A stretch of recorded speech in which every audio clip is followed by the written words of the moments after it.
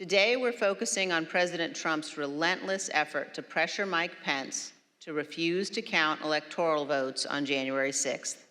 During the meeting on January 4th, Mr. Eastman was opining that there were two legally viable arguments as to authorities that the vice president could exercise 2 days later on January 6th. One of them was that he could reject electoral votes outright.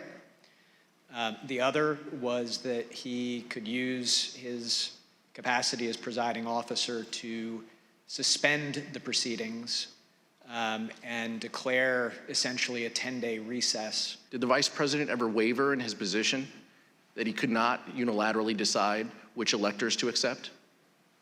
The vice president never budged from the position that I have described as his first instinct, which was that it just made no sense from everything that he knew and had studied about our Constitution that one person would have that kind of authority.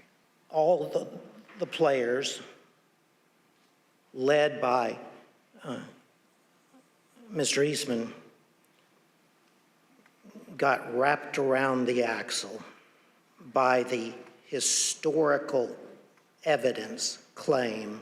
If I had been advising the Vice President of the United States on January 6th, and even if then Vice President Jefferson had done exactly what the President of the United States wanted his Vice President to do, I would have laid my body across the road before I would have let the Vice President overturn the 2020 election. So then you said at some point there's a telephone conversation between the president and the vice president, is that correct? Yes.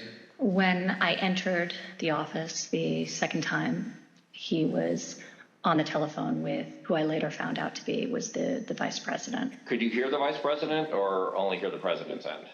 Only heard the president's end. But at some point it started off as a calmer tone and everything and then became heated. The conversation was pretty heated. I think till it became somewhat, louder tone. I don't think anyone was paying attention to it initially.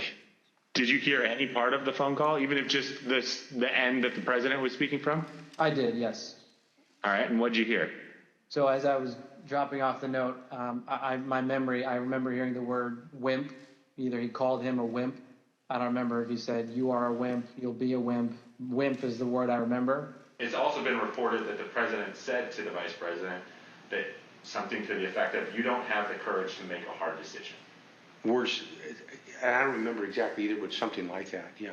You're not tough enough to make the call. Mr. Jacob, how would you describe the demeanor of the vice president following that call with the president? When he came back into the room, I'd say that he was steely, determined, grim. Vice President Pence and his team ultimately were led to a secure location where they stayed for the next 4.5 hours, barely missing rioters a few feet away. Mr. Jacob, did Donald Trump ever call the vice president to check on his safety?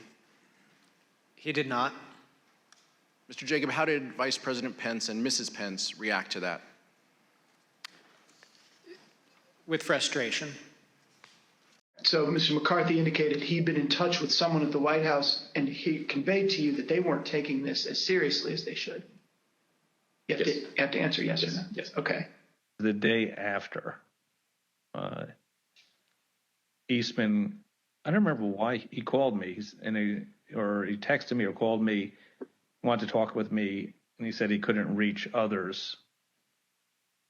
And he started to ask me about something dealing with Georgia and preserving something potentially for appeal.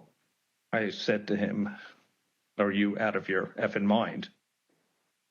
Right? I said, I only want to hear two words coming out of your mouth from now on. Orderly transition. And then he screamed, I said, I don't want to hear any other effing words coming out of your mouth no matter what. other than orderly transition, repeat those words to me. And I treated that as eventually he said orderly transition. I said, good, John. Now I'm going to give you the best free legal advice you're ever getting in your life. Get a great effing criminal defense lawyer. You're going to need it.